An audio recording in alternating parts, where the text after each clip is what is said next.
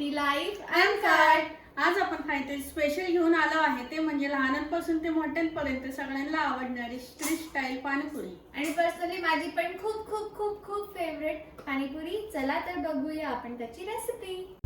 So आपण आता हे ऑर्गॅनिक पुरी वापरणार आहोत. आईने हे ऑनलाईन ऑर्डर केली होती. सो आपण हे आता पुरी तळून घेणार आहोत, जे आपल्याला पाणीपुरीसाठी लागणार आहे.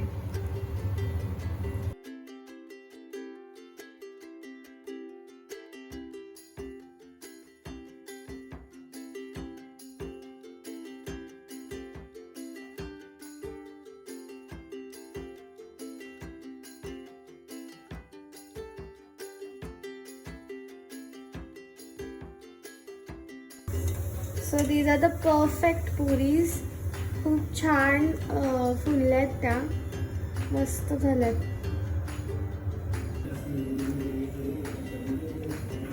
क्रिस्पी झालाय छान.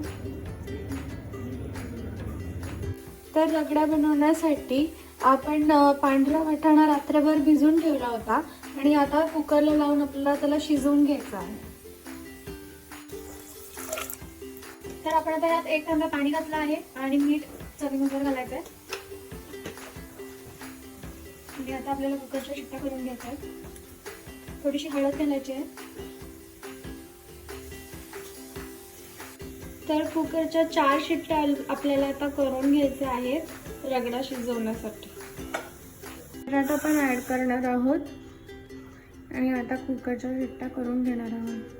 तर आता कुकरच्या शिट्ट्या झाल्या आहे आणि आता हा जो रगडा आहे आपल्याला हा स्मॅश करून घ्यायचा आहे.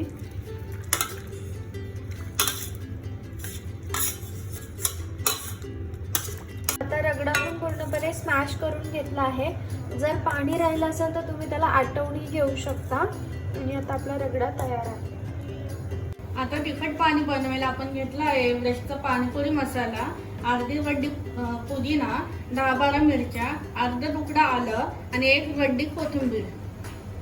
त्याला हे सगळं वाटून घ्यायचं आहे. जे आपण मिश्रण वाटून घेतलं आहे त्यात आपण 10-12 आईस क्यूब टाकलं आहे. आता हे आपल्याला वाळून घ्यायचं आहे.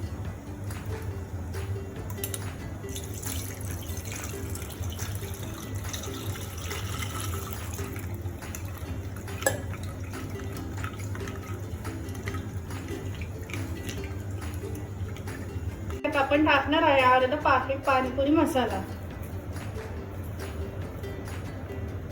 आणि काळं मीठ चवीनुसार. गोड पाणी करण्यासाठी किंवा इमली पाणी करण्यासाठी आपण घेतले आहे 50 ग्रॅम चिंच आणि 100 ग्रॅम खजूर. हे आपल्याला भिजवून ठेवायचे आहेत थोडा वेळ. तर आपण इथे चिंच आणि खजूर भिजवून घेतले आहे. तुम्हाला हवं तर तुम्ही याला ओव्हरनाईट सुद्धा भिजवून ठेवू शकता. तर आपण आता ह्या पॅनमध्ये हे जे आपण खजूर आणि इमलीचं पाणी बनवून भिजवून ठेवलं होतं ते आपल्याला उकळून घ्यायचं आहे. आता गूळ पूर्णपणे विरघळून गेला आहे. आता आपल्याला हे गार करून घ्यायचं आणि त्यानंतर आपल्याला हे मिक्सरमधून एकदा फिरवून घ्यायचं. तर आता हे गार झालं आहे आणि आपल्याला मिक्सरमध्ये हे वाटून घ्यायचं आहे. तर आता प्युरी तयार झाली आहे आणि आपण आता ते पाणी टाकून गाळून घेणार आहे.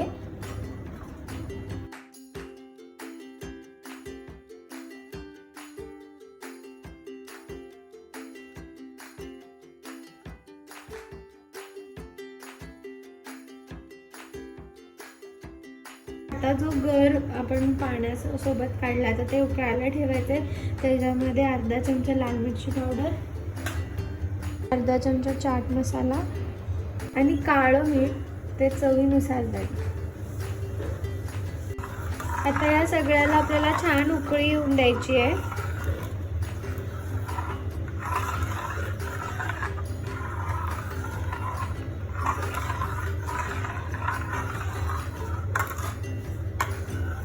तर आता गोड पाणी तयार झालं आहे.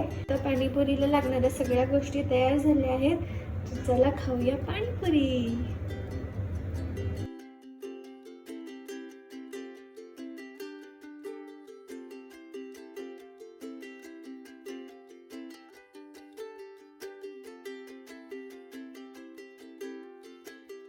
सो गाईज आय होप तुम्हाला आजची आमची ही रेसिपी नक्की आवडली असेल.